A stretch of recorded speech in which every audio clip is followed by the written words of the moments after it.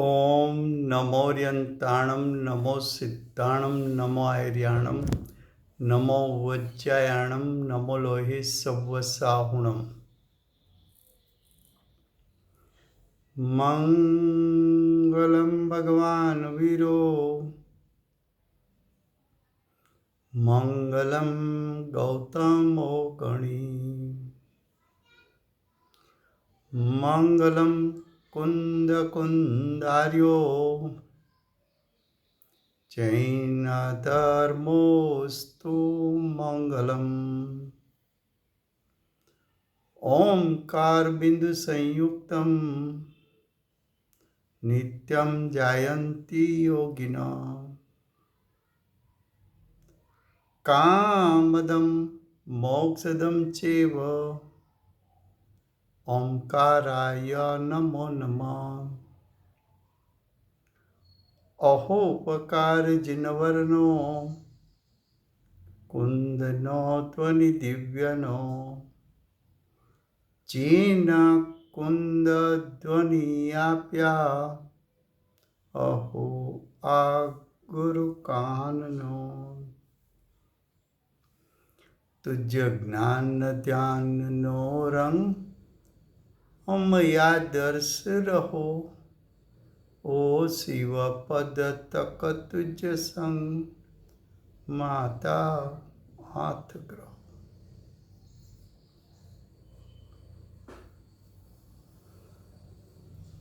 ये समयसार नाम का परम अध्यात्म शास्त्र है। भगवत कुंकुंदाचार्य देव ने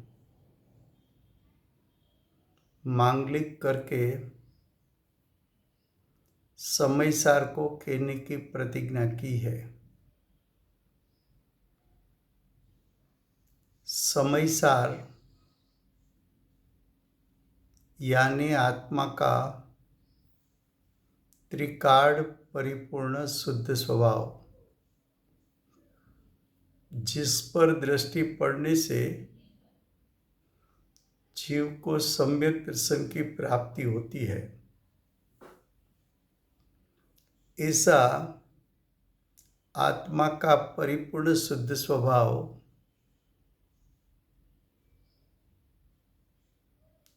उसका परिचय कराने के लिए, उसका चिंतन मनन करने के लिए, उसको ग्रहण करने के लिए, उसका आश्रय लेकर सम्यक दर्शन प्राप्ति के लिए आचार्य भगवान ने इस शास्त्र में समयसार का स्वरूप बताया।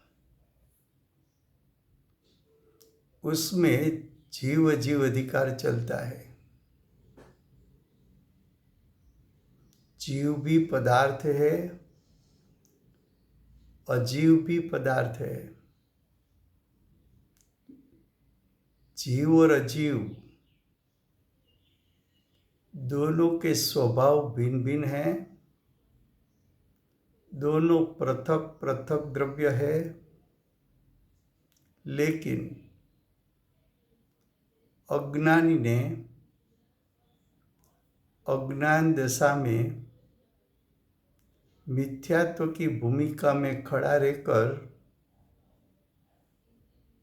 जीव का असल स्वरूप, अजीव का असल स्वरूप आज तक उसका श्रद्धान और ज्ञान नहीं किया। ऐसे अज्ञानी को जीव अजीव के बीच में भेदरूप श्रद्धान और ज्ञान करा के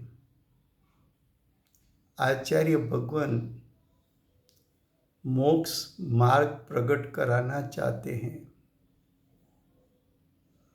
जीव अजीव अधिकार में 50 से 55 गाथा चलती है। उसमें 29 प्रकार के अजीव को अज्ञानी जीव मानकर बैठा है। 29 प्रकार के अजीव को अज्ञानी उसको जीव मानता है।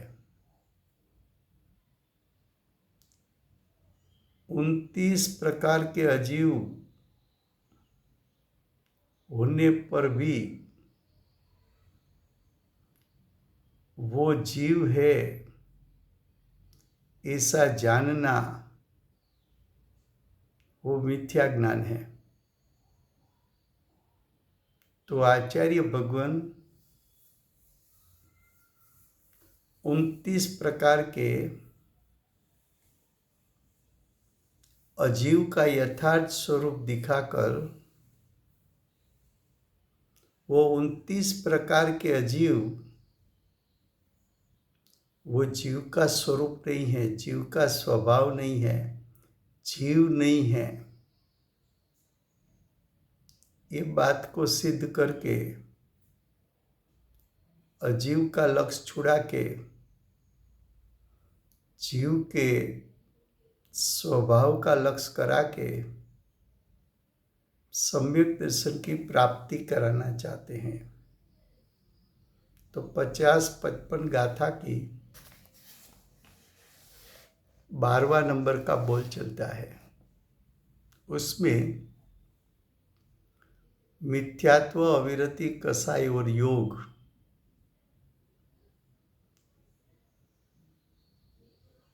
कसाई में प्रमाद को मिला दिया, यानी मिथ्यात्व, अविरति, प्रमाद, कसाई और योग वो 5 जिसका लक्षण है,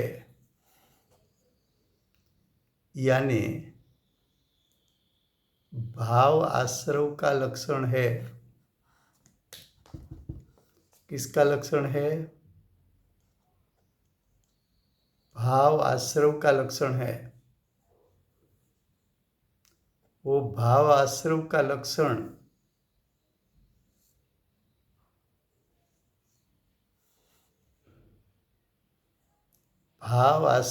लक्षण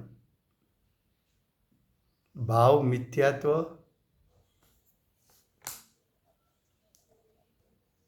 भाव अविरति, भाव प्रमाद, भाव कसाई और भाव योग।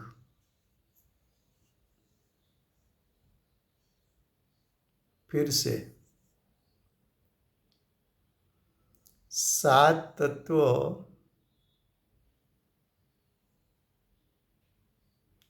वो उसमें एक जीव है, एक अजीव है। जीव भी द्रव्य है, अजीव भी द्रव्य है।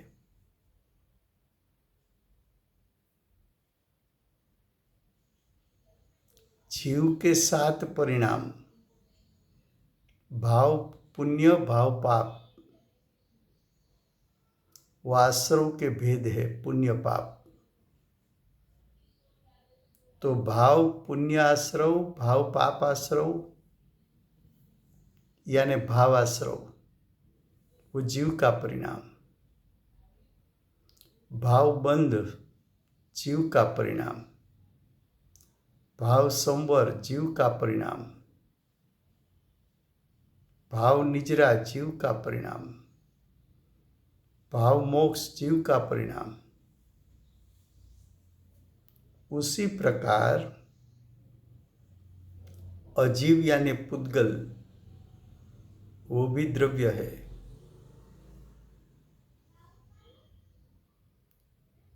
उसका 7 परिणाम, द्रव्य पुण्य, द्रव्य पाप,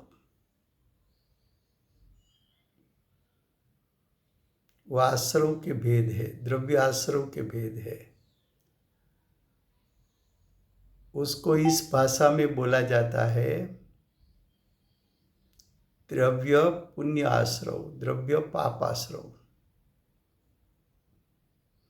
जब द्रव्य शब्द लगाया जाता है तब पुद्गल के परिणाम, भाव शब्द लगाया जाता है तब जीव का परिणाम। या जीव के परिणाम से बात लेना है। तो यहाँ जो आश्रव शब्द है कि मिथ्यात्व, अविरति, कषाय और योग जिसका लक्षण है, जिसका यानी भाव आश्रव का लक्षण है, ऐसा जो प्रत्ययो, प्रत्ययो शब्द का अर्थ है आश्रव, और यहाँ भाव आश्रव लेना है। तो प्रत्ययों का अर्थ है भाव आश्रवो, वो सब जीव के नहीं। जीव के नहीं उसका अर्थ जीव के स्वभाव में नहीं। जीव के स्वभाव में नहीं उसका अर्थ जीव में ऐसा कोई त्रिकाल स्वभाव नहीं है कि अनादि से अनंत काल जीव भाव आश्रव कर सके।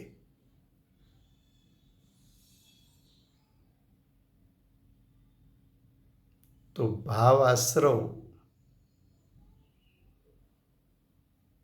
है जीव के परिणाम। फिर भी यहाँ कहा कि वो पुद्गल द्रव्य के परिणाममय होने से भाव आश्रव को पुद्गल का परिणाम कहा।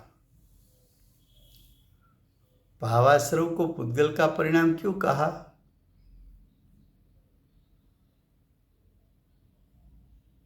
तो कि जीव का उपयोग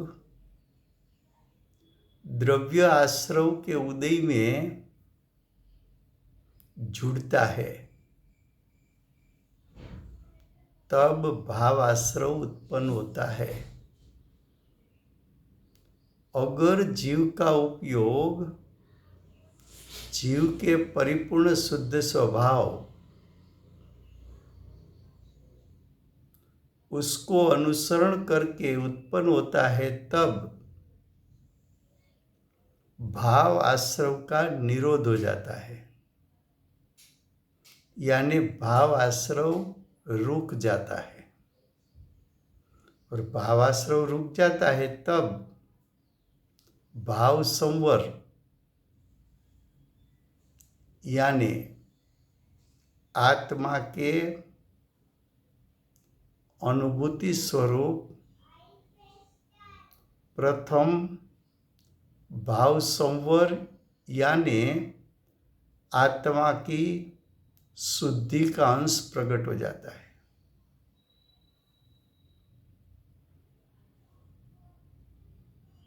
फिर से जीव का उपयोग उत्पन्न हुआ, उसको उत्पन्न होते समय दो चॉइस है। उपयोग उत्पन्न होने के साथ आत्मा के परिपूर्ण शुद्ध स्वभाव का लक्ष्य करके उत्पन्न हो सकता है, एक चॉइस। दूसरी चॉइस द्रव्य आश्रव के उदय है, उसमें जुड़कर उपयोग उत्पन्न हो सकता है। अगर द्रव्य आश्रव उसके उदय में उपयोग जुड़ जाता है तो भाव आश्रव की उत्पत्ति होती है। भाव आश्रव अशुद्ध परिणाम है, छोड़ने जैसे हैं, हे करने जैसे हैं। भाव आश्रव वो आत्मा के त्रिकाल शुद्ध स्वभाव से विरुद्ध भाव है।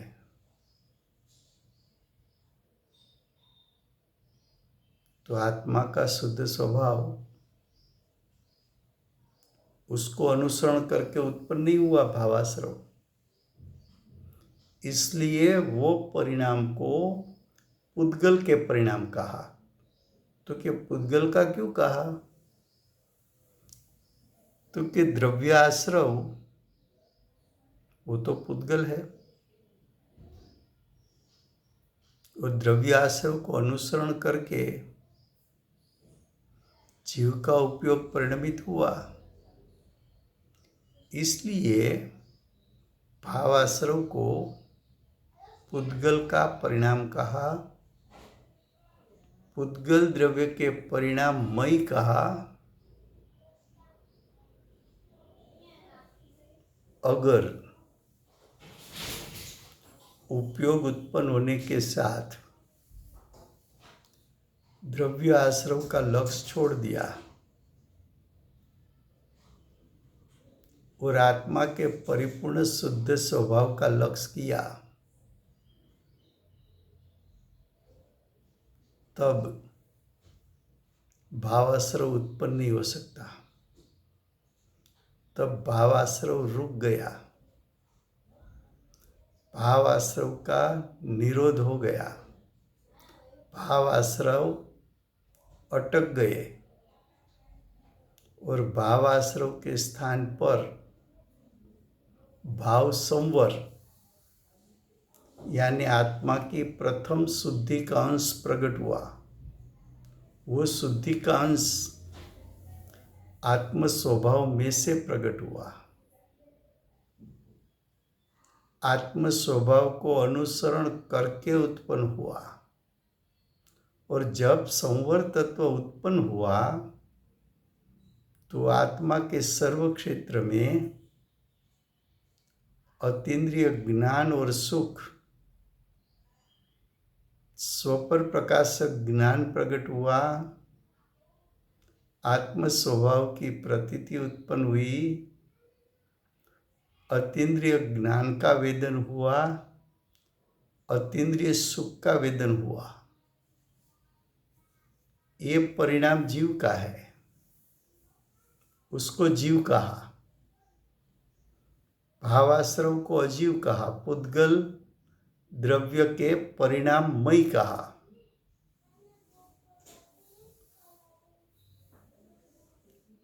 तो देखो, अज्ञानी तो भावाश्रव को जीव मानता है, तो ज्ञानी ने नई दिशा बताई कि भावाश्रव नैमित्तिक परिणाम है, कर्म का उदय उसमें निमित्त है, निमित्त का लक्ष्य करके उत्पन्न हुआ है, और निमित्त तो पुद्गल है, इसलिए हम भावाश्रव रूप परिणाम को भी पुद्गल कहते हैं। फिर से गुजराती में,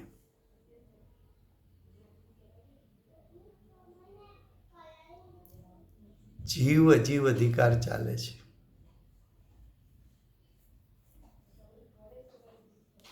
एमां मिथ्या दृष्टि अज्ञानी जीवનું यथार्थ स्वरूप, असल स्वरूप, એનું શ્રદ્ધા જ્ઞાન ક્યારે કર્યું નથી। અજીવનું પણ યથાર્થ શ્રદ્ધા અને જ્ઞાન કર્યું નથી।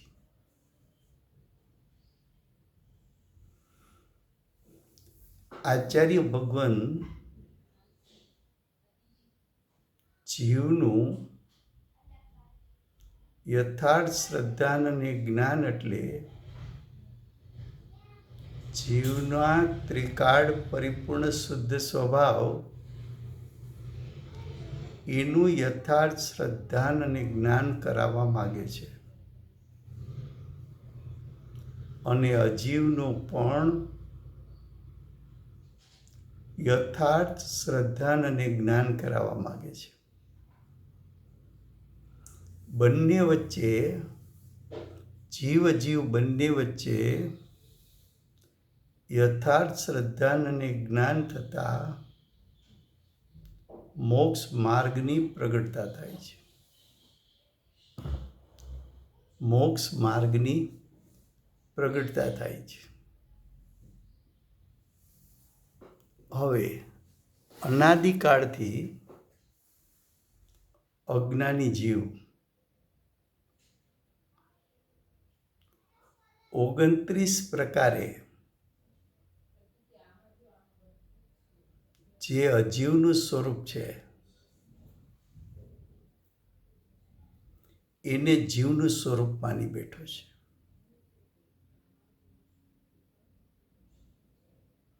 એ 29 પ્રકારમાંથી 12મો પ્રકાર 50-55 ગાથામાં ચાલે છે. 12મો બોલ છે એમાં એમ કહ્યું, મિથ્યાત્વ, અવિરતિ, કસાય અને યોગ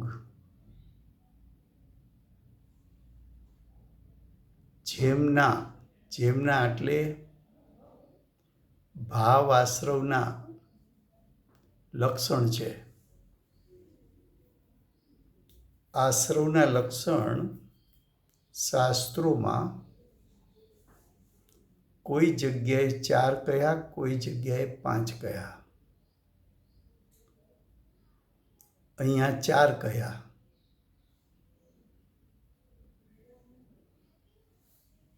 અહીંયા 4 એટલા માટે કહ્યા કે આશ્રવનું એક લક્ષણ પ્રમાદ છે. તો કોઈ સ્થાનોમાં પ્રમાદને કસાયના પ્રકારમાં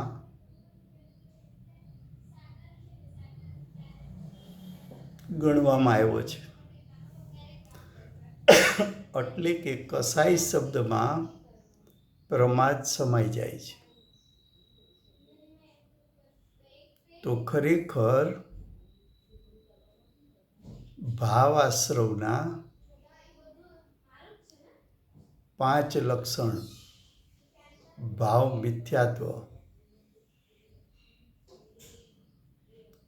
મિથ્યાત્વ, દર્શન મૌન્ય છે. ભાવ અવિરતિ, ભાવ પ્રમાદ ને ભાવ કસાય એ ચારિત્ર મૌન્ય છે. અને યોગ નામનો એક ગુણ છે, એનું અશુદ્ધ પરિણામ કંપન છે. તો કંપન રૂપના પરિણામ એને યોગ કહ્યો છે. આવા 5 લક્ષણ ભાવાશ્રવના છે. અને દ્રવ્ય આશ્રવ એ પૂતગલ છે, પૂતગલના પરિણામ છે. ભાવાશ્રવ જીવના પરિણામ છે. દ્રવ્ય આશ્રવના પણ 5 લક્ષણ છે. દ્રવ્ય મિથ્યાત્વ એ દર્શન મૌન્ય કર્મ થયું. પછી દ્રવ્ય અવિરતિ, દ્રવ્ય પ્રમાદ, દ્રવ્ય કસાય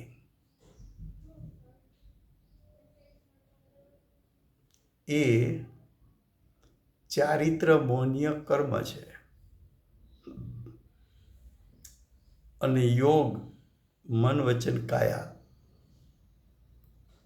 આત્માના પ્રદેશો કંપન કરે ત્યારે એમાં મન વચન કાયા, અચેતન, જળ, પૂતગલ, અજીવ એમાં નિમિત્ત હોય છે. અહીંયા તો ભાવાશ્રવથી વાત લેવી છે, દ્રવ્ય આશ્રવથી વાત નથી લેવી. હવે શું કહે છે કે આ 5 લક્ષણ ભાવાશ્રવના છે. ભાવાશ્રવ થાય છે જીવની સત્તામાં. ભાવાશ્રવ છે અશુદ્ધ પરિણામ, થાય છે જીવની સત્તામાં. છતાં આચાર્ય ભગવંત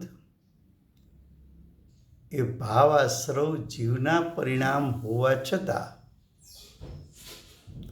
અહીંયા એને પૂતગલ દ્રવ્યના પરિણામમય કહ્યા. તો કે જીવના પરિણામ અશુદ્ધ છે, છતાં પૂતગલ દ્રવ્યના પરિણામ કેમ કહ્યા? તો કે આવા અશુદ્ધ પરિણામ જે ઉત્પન્ન થાય,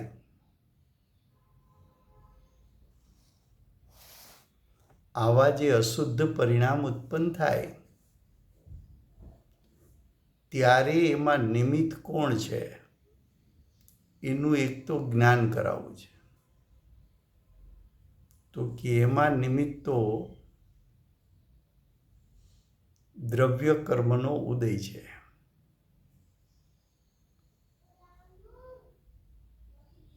દ્રવ્ય કર્મનો ઉદય એટલે કે દ્રવ્ય આશ્રવ, એનો ઉદય એ નિમિત્ત છે. હવે એક તરફ દ્રવ્ય આશ્રવનો ઉદય છે, બીજી તરફ જીવનો ત્રિકાળ શુદ્ધ સ્વભાવ છે.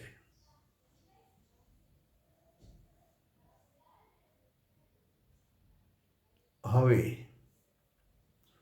જીવનો ઉપયોગ ઉત્પન્ન થયો, એ ઉપયોગ ઉત્પન્ન થતાની સાથે દ્રવ્ય આશ્રવમાં જોડાઈને ભાવાશ્રવ રૂપે પણ પરિણમી શકે. અને ઉપયોગ ઉત્પન્ન થતાની સાથે આત્માના ત્રિકાળ શુદ્ધ સ્વભાવને સાથે જોડાઈને પણ ઉપયોગ ઉત્પન્ન થઈ શકે. તો ઉપયોગ માટે બે ચાલ છે. દ્રવ્ય આશ્રવ સાથે જોડાવું છે કે આત્માના ત્રિકાળ શુદ્ધ સ્વભાવ સાથે.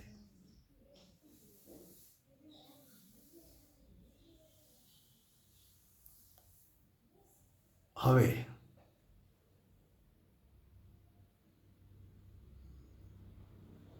જો જીવ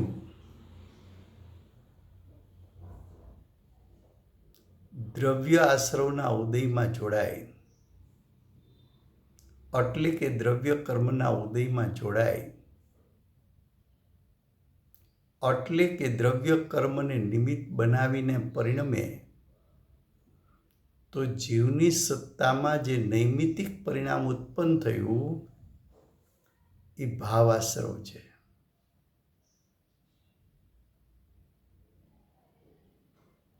એ ભાવાશ્રવ દ્રવ્ય આશ્રવમાં જોડાઈને ઉત્પન્ન થતું હોવાથી ભાવાશ્રવને પૂતગલ દ્રવ્ય ના પરિણામમય કહ્યા છે, એટલે અજીવ કહ્યા. હવે જો ઉપયોગ આત્મ સ્વભાવ સાથે જોડાઈને ઉત્પન્ન થયો હોત તો ભાવાશ્રવ ઉત્પન્ન જ ન થાત.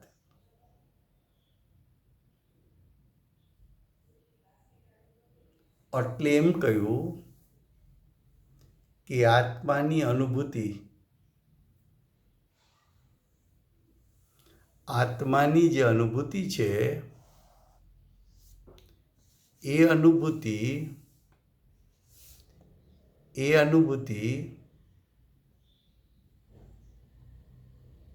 ભાવાશ્રવથી ભિન્ન છે. અનુભૂતિના કાળે ભાવાશ્રય ઉત્પન્ન થઈ શક્યા, ભાવ સંવર તત્વો ઉત્પન્ન થયું. અનુભૂતિના કાળે જે જ્ઞાન ઉત્પન્ન થયું એ જ્ઞાનમાં જ્ઞાયક સ્વભાવ જણાણો. ભાવાશ્રય તો ઉત્પન્ન થયા તો એને જાણે ક્યાંથી? આત્માની અનુભૂતિના કાળે જ્ઞાનીને સંવર તત્વ જણાણું. કારણ કે ભાવાશ્રયનો નાશ થયો તો ભાવ સંવર એટલે કે આત્માના શુદ્ધ પરિણામ, આંશિક શુદ્ધ પરિણામ ઉત્પન્ન થયા. એ જ્ઞાનીના જ્ઞાનમાં જણાણા તો આત્માની અનુભૂતિ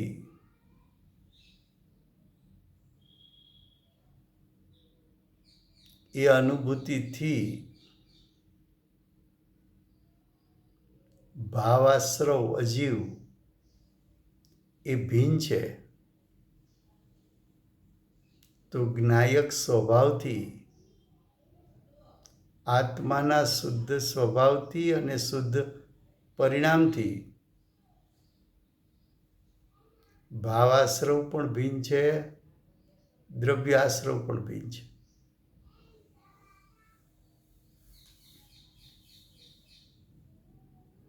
ભાવાશ્રય દ્રવ્યાશ્રયના નિમિત્તે ઉત્પન્ન થયા હોવાથી, દ્રવ્યાશ્રય પૂતગલમય હોવાથી, પૂતગલના આશ્રયે ભાવાશ્રય ઉત્પન્ન થયા હોવાથી એને પૂતગલ દ્રવ્યના પરિણામમય કહ્યા છે. એ જીવનું સ્વરૂપ નથી, એ અજીવનું સ્વરૂપ છે. આવા અજીવનું લક્ષ છોડીને આત્માના ત્રિકાળ શુદ્ધ સ્વભાવનું લક્ષ કરતા તને તારી પરિણતિમાં મોક્ષ માર્ગની પ્રગટતા થશે. સમજાય છે? છે તો વાત સહેલી. છે તો પોતાના ઘરની વાત, પણ તત્વની વાત ચાલતી હોય, પરિણામમાં સ્થિરતા ન હોય, વેપાર ધંધા ઘર બાર અનેક પ્રકારના વિકલ્પ વચ્ચે ચાલતા હોય તો આ વાત ન સમજાય. પરિણામમાં સ્થિરતા રાખે, એકાગ્રતા રાખે, એમાં તલ્લીનતા રાખે તો તત્વની વાત સમજાય. સમજાણા પછી એ દ્રવ્ય આશ્રયનું લક્ષ કેમ છૂટે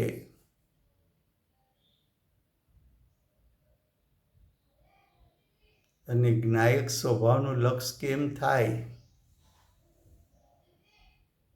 જો દ્રવ્ય આશ્રય અજીવ છે, એમાંથી એની સાથે જોડાવાથી ઉત્પન્ન થતા પરિણામ એને પણ આચાર્ય ભગવંત અજીવ કહે છે. એટલે કે દ્રવ્ય આશ્રયનું લક્ષ છોડાવવા માગે છે અને જ્ઞાયક સ્વભાવ આચાર્ય ભગવંત બતાવીને એનો મહિમા કરીને જ્ઞાયક સ્વભાવનો મહિમા થતા દ્રવ્ય આશ્રયનું લક્ષ છોડવું પડતું નથી, પણ સહજ છૂટે છે અને જ્ઞાયક સ્વભાવનું લક્ષ સહજ થઈ જાય છે. ત્યારે જીવને સહજ દશા પ્રગટે છે. એટલે કે આત્મિક દશા એટલે સુખમય દશા, એટલે કે મોક્ષ માર્ગ પ્રગટે છે.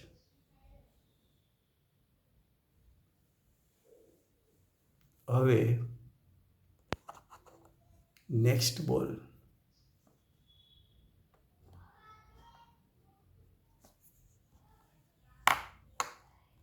जो ज्ञानावर्णीय, दर्शनावर्णीय, वेदनीय, मोहनीय, आयु, नाम, गोत्र और अंतराय, रूप कर्म है, वो सब जीव को नहीं। क्या कहा? यहाँ बात कर्म यानी द्रव्य कर्म की बात करनी है। किसकी बात करनी है? द्रव्य कर्म की।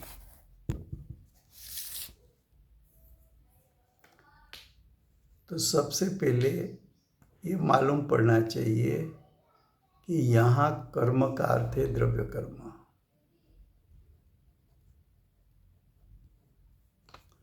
द्रव्य कर्म का मुख्य भेद दो है, घाती कर्म, अघाती कर्म।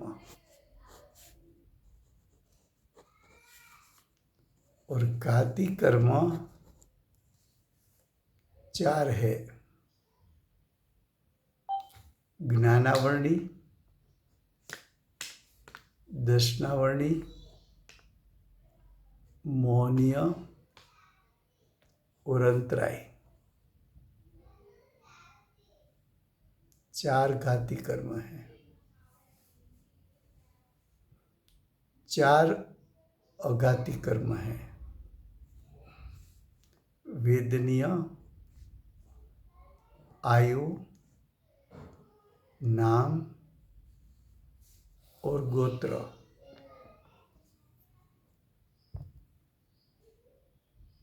ज्ञानावर्णीय,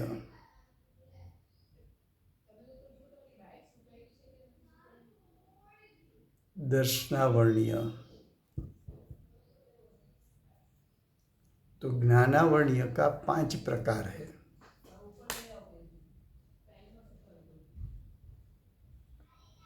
मति ज्ञानावर्णीय, श्रुत ज्ञानावर्णीय, अवधि ज्ञानावर्णीय, मनपर्य ज्ञानावर्णीय और केवल ज्ञानावर्णीय। दर्शनावर्णीय के 9 भेद है।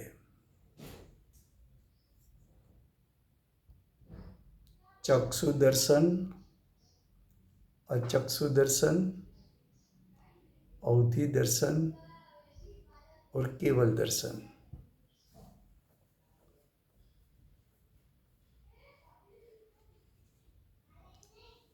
और निंद्रा, निंद्रा निंद्रा, प्रचला, प्रचला प्रचला और स्त्यानग्रति।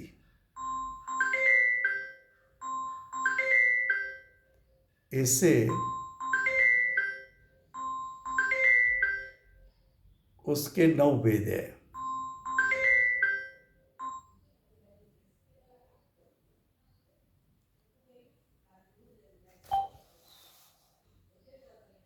उसके बाद अगर मोहनीय लेते हैं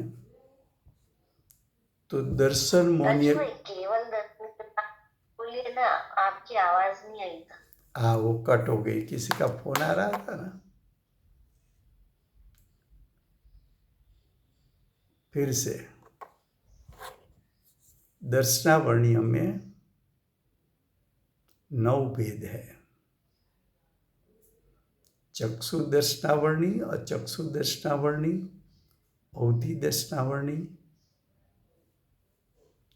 और केवल दर्शनावर्णी। उसके बाद निंद्रा, निंद्रा निंद्रा, प्रचला, प्रचला प्रचला और स्त्यानग्रति।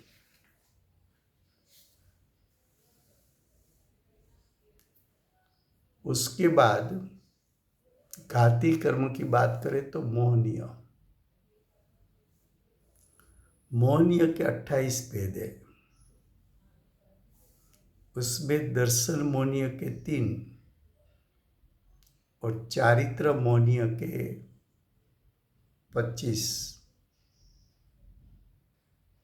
दर्शन मोहनीय में मिथ्यात्व, सम्यक मिथ्यात्व और सम्यक्त्व, और चारित्र मोहनीय में 25 भेद है। उसमें कसाई 16, 9 कसाई 9।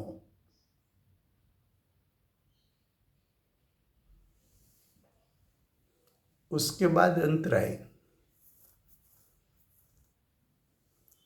तो अंतराय में 5 प्रकार के कर्म हैं।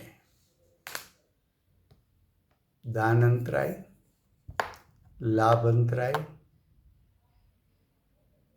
भोग अंतराय, उपभोग अंतराय और वीर्य अंतराय। ये हुए घाती कर्म। अघाती कर्म में वेदनीय।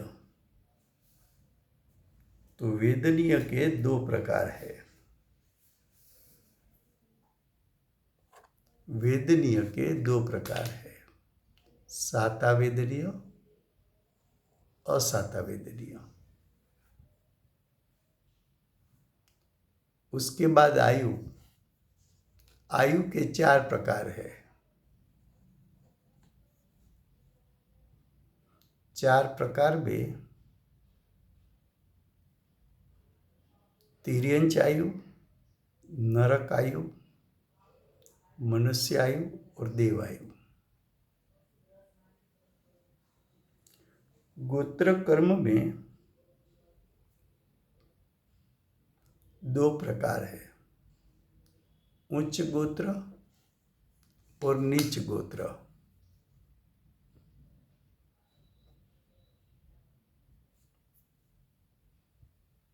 अब रहा नाम कर्म। नाम कर्म की 93 प्रकृति है। गति नाम कर्म की 4। तो 4 गति है। तो तिर्यंच गति नाम कर्म, नरक गति नाम कर्म, मनुष्य गति नाम कर्म, देव गति नाम कर्म।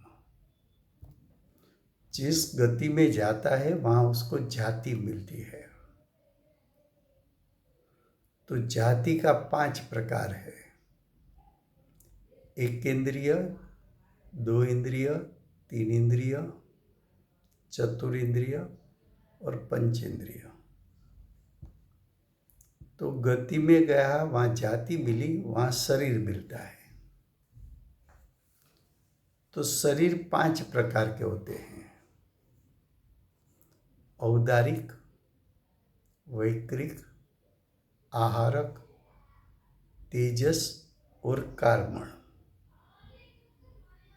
शरीर मिलता है तो वहाँ 3 शरीर को अंग और उपांग होते हैं, अंगोपांग, अंग और उपांग। औदारिक शरीर को अंग उपांग होता है, वैक्रिक शरीर को अंग उपांग होता है और आहारक शरीर को अंग उपांग होता है। तेजस कार्बन शरीर को अंग उपांग नहीं होते। जो अंग उपांग है और जो शरीर है उसका निर्माण होता है, यानी उसको वो डेवलप होता है, उसको निर्माण नाम कर्म कहते हैं। वो उसका एक प्रकार है। और जो शरीर मिला वो शरीर के स्कंध एक दूसरे के साथ जुड़ते हैं तो उसको बंधन नाम कर्म कहते हैं। तो जो बंधन नाम कर्म है, शरीर 5 है तो बंधन नाम कर्म भी 5 है।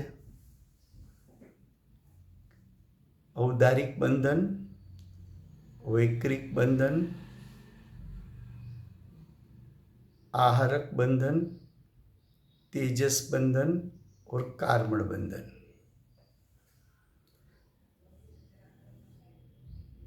वो जो शरीर के स्कंध एक दूसरे के साथ जुड़ते हैं, लेकिन वो ऐसी तरह जुड़ते हैं कि शरीर छिद्र रहित रहता है। तो छिद्र रहित रहता है, उसको कहते हैं संघात। तो 5 प्रकार के संघात नाम कर्म होते हैं। औदारिक संघात नाम कर्म, वैक्रिक संघात नाम कर्म, आहारक शरीर संघात नाम कर्म, तेजस शरीर संघात नाम कर्म, कार्मण शरीर संघात नाम कर्म। और जो शरीर मिलता है तो उसके साथ साथ उसका आकार मिलता है। तो आकार 6 प्रकार का होता है। समचतुर संस्थान, ऊपर का भाग, मध्य का भाग, नीचे का भाग, समान, सिमेट्री, तो उसको समचतुर संस्थान कहते हैं। दूसरा संस्थान है न्यग्रोध परिमंडल संस्थान। उसमें शरीर का नीचे का भाग पतला होता है, ऊपर का भाग मोटा होता है। जैसा वड़ का पेड़ होता है तो ऊपर का घेराव ज़्यादा होता है, तो उसको न्यग्रोध परिमंडल संस्थान कहते हैं। उसके बाद स्वाति संस्थान, वो शरीर ऊपर से पतला होता है, नीचे से मोटा होता है। उसके बाद कुंजक संस्थान, कद्रूपा शरीर, शरीर पर विचित्र दाग हो, कोई शरीर ऐसा हो बच्चे देखे तो थोड़ा डर लगे, तो वो कुंजक संस्थान कहते हैं। वामन संस्थान, शरीर की हाइट कम हो, वामन संस्थान। हुंडक संस्थान, बेडोल शरीर, पीछे से खुंद निकल गई हो, शरीर की अंगुलियां 5 के बदले में 6 हो, कोई एक्स्ट्रा अंग हो,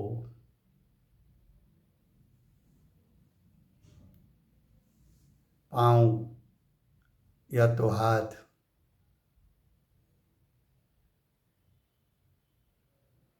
ये स्ट्रेट न हो, चले तो उसका पैर अलग तरीके से जमीन पे गिरता है। तो ऐसे शरीर के आकार, शरीर में उसके बाद हड्डी मिलती है। शरीर के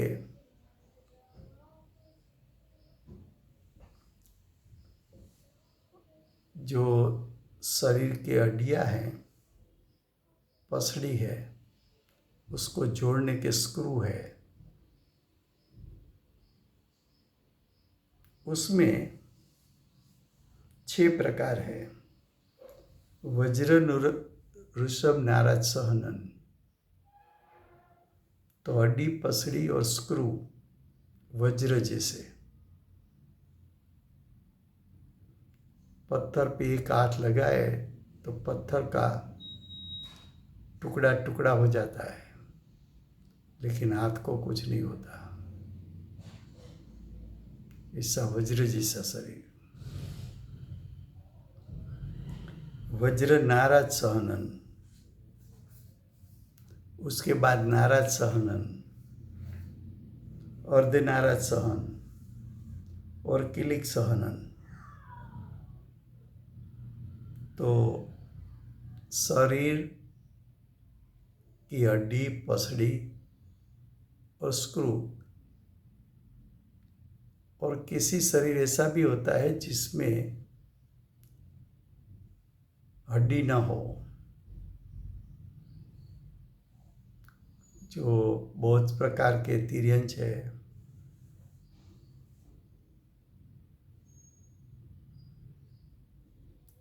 तो सभी का शरीर जैसा हमारा मनुष्य का है ऐसा नहीं दिखने में आता, हड्डी पसड़ी वगैरह। कोई जो हड्डियाँ ऐसी होती है कि एक दूसरे को जोड़ कर रहती है, कोई हड्डियाँ उलट सुलट हाफ ऐसी हो कि एक दूसरे को पकड़ कर रखते हैं। तो ये सब मेरे ख्याल से ये जो 93 प्रकृति बताई ना, और डॉक्टर भी पढ़े ना तो उसको मालूम पड़े कि ये शरीर का कोई बात इसमें छोड़ा नहीं है।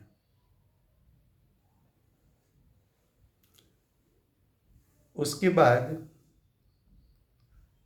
शरीर में जो स्पर्श होता है, रस होता है, गंध होता है, वर्ण होता है। राजू में 5 ही हुई ना ये हमने असंप्राय स्वरूपाटी का सहनन नहीं बताया ना, छठा रहा, मैं भूल गया बोलने में। सही बात है। उसके बाद जो शरीर में स्पर्श रस गंध वर्ण होता है, तो स्पर्श के गुण के कारण शरीर शीत भी हो सकता है, उष्ण भी हो सकता है। शरीर का वेट हल्का या भारी भी हो सकता है। शरीर की चमड़ी सुवाड़ी भी हो सकती है, बरछट भी हो सकती है। ऐसे जो स्पर्श गुण के 8 प्रकार के परिणाम जो है वो सब शरीर में दिखने में आते हैं। रस की बात करें तो शरीर में भिन्न भिन्न प्रकार के रस है। शरीर में भिन्न भिन्न प्रकार की सुगंध दुर्गंध है। और शरीर का वर्ण काला, लीला, रेड, पीला आदि जो 5 प्रकार के होते हैं वो भी दिखने में आता है।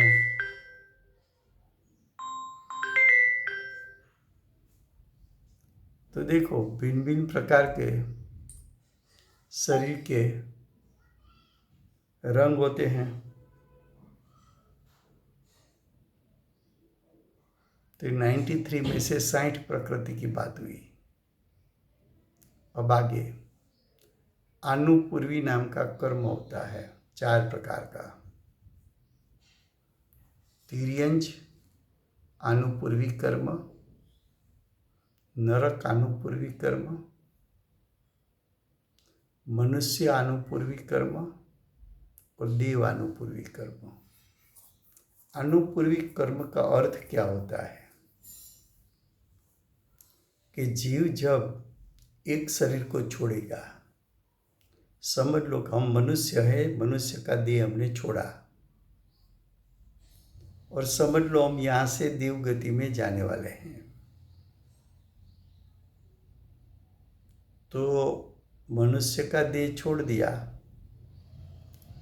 और देव गति का देव अभी प्राप्त शरीर नहीं किया है, तो रास्ते में बीच में विग्रह गति उसको कहते हैं। विग्रह गति में जीव का आकार कैसा रहेगा? तो कि जो ये 4 अनुपूर्वी कर्म है उसके उदय के कारण जो लास्ट शरीर आपने छोड़ा ऐसा आकार रास्ते में रहेगा। और जो गति में आप पहुँचे, मानो कि देव गति में गए, तो जब देव गति के शरीर में प्रवेश करेंगे तब वो देव गति के शरीर का आकार हो जाएगा। ऐसा चारों गति में होता है। चारों गति में क्यों है? तो कि जीव तो चारों गति में जाते हैं और चारों गति में त्याग भी करते हैं शरीर का। तो तिर्यंच गति उसका त्याग किया तो तिर्यंच अनुपूर्वी कर्म का उदय में रास्ते में तिर्यंच वाला शरीर रहेगा, आकार रहेगा। शरीर तो नहीं रहेगा, शरीर तो सिर्फ तेजस और कार्बन रहेगा। औदारिक शरीर, वैक्रिक शरीर वो तो छूट जाता है। मनुष्य हो और तिर्यंच हो तो औदारिक शरीर छूट जाता है। नारकी और देव हो तो वैक्रिक शरीर छूट जाता है, लेकिन तेजस कार्बन शरीर तो सबके साथ जाता है। तो चारों गति में ये बात समझना। उसके बाद एक अगुरु लघु नाम का कर्म है, जो शरीर इतना भारी न हो, हलन चलन ना कर सके, और इतना हल्का भी न हो, हवा के झोंके में उड़ जाए। और एक उपघात और परघात नाम का कर्म है। जो परघात कर्म है उसका अर्थ ये है कि समझ लो जंगली प्राणी है तो उसके सींग ऐसे होते हैं कि दूसरे का घात कर सके, दूसरे को ईजा कर सके, तो उसको परघात कर्म कहते हैं। और कुछ अंग ऐसे हैं जो स्वयं का भी घात कर सकते हैं, तो उसको उपघात कहते हैं। पर के शरीर का घात, या तो 10 प्राण को ईजा करे, ऐसा घात करे तो परघात कर्म। स्व के 10 प्रकार के प्राण उसका घात में निमित्त हो सके तो उपघात। एक आताप कर्म और उद्योत कर्म होता है। तो आताप और उद्योत कर्म में जीव को जो सूर्य का प्रतिबिंब यानी परछाई पड़े तो उसको आताप कर्म कहते हैं। और उद्योत नाम कर्म, जो शरीर की परछाई न हो। उसके बाद कहाँ हम पहुँचे? उद्योत आताप तक पहुँचे ना। 2 कर्म ऐसे है विहो या गति कहने में आता है। अच्छे कार्य के लिए गति करे और बुरे कार्य के लिए गति करे। तो अच्छे कार्य के लिए गति करे तो मनोज्ञ विहोगा गति कहते हैं। बुरे कार्य के लिए गति करे तो अमनोज्ञ। उसके बाद उच्छ्वास कर्म है, जो हमारा श्वासोश्वास हम कहते हैं। वो वैसे श्वासोश्वास हमारा नहीं है, वो शरीर का परिणाम है। उच्छ्वास जीव त्रस या स्थावर में जन्म ले तो त्रस शरीर व स्थावर शरीर मिले, ऐसा 2 कर्म है। बादर और सूक्ष्म वो भी शरीर का प्रकार है। पर्याप्त और अपर्याप्त अंत मुहूर्त काल में शरीर में आए और उसका जीवन अंत मुहूर्त काल तक रहे, उसके पहले अवसान हो जाए, वो अपर्याप्त होते हैं। और जो जन्म लेके अपने अंग उपांग सब खिलवट पाए इंद्रिया, तो पर्याप्त, यहाँ तक रखते हैं। समय हो गया है। कल से मैं नहीं हूँ। अब स्वाध्याय हमारा 10 तारीख को शुरू होगा। वहाँ शिवपुरी में शिविर है, तो उसका मैं शिवपुरी का समय 4 तारीख को या तो कल बताऊंगा कि वहाँ किस टाइम पे स्वाध्याय रहेगा। अगर कोई जुड़ना चाहते हैं तो जुड़ सकते हैं। वर्तमान 24 के आखिरी तीर्थंकर बाल ब्रह्मचारी श्री महावीर भगवान नो जय हो। महाविद्य क्षेत्र में बिराजता प्रथम तीर्थंकर धर्म धुरंधर अनंत चतुष्टयना धारक दिव्य ध्वनिना दातार शासन उपकारी सिमंदर भगवान नो जय हो। कड़ीकाળ सर्वज्ञ केवળ જ્ઞાનની તળેટીમાં બેઠેલા પ્રમત અપ્રમત ગુણસ્થાનધારી પ્રચુર સ્વસંવેદન કરનાર ભગવત શ્રી કુંકુંદાચાર્ય દેવનો જય હો। વર્તમાન કાળે જીવ વચ્ચે ભેદરૂપ શ્રદ્ધાન અને જ્ઞાનનો ઉપદેશ આપનાર तीर्थना नायक, तीर्थना स्थापक, तीर्थना प्रवर्तक परम कृपाळु श्री सद्गुरुदेवनो जय हो। पूज्य गुरुदेवनो तीर्थंकर तरीके महिमा बतावनार सम्यक दर्शन विभूषित जातिस्मरण ज्ञान विभूषित प्रसम मूर्ति भगवती मातनो जय हो। अष्टजिनवाणी मातनो जय हो। पूज्य गुरुदेव ने माताजी की साधना भूमि सुवर्णपुरी धामनो जय हो। सुवर्णपुरी धाम में पधारनार जम्बूद्वीपस्य सर्वे जिनेन्द्र भगवाननो जय हो। 24 तीर्थंकर पूर्वे मोक्ष जनार श्री बाहुबली भगवाननो जय हो। वर्तमान गुरु और धातु की विधि क्षेत्रना भावी तीर्थंकर श्री सूर्यकीर्ति भगवाननो जय हो। श्री सूर्यकीर्ति भगवानना समोसरना मुख्य गणधर देवेंद्र कीर्तिनाथ भगवाननो जय हो। परम दिगंबर जैन धर्मनो जय हो। जय जयेंद्र। जय जयेंद्र।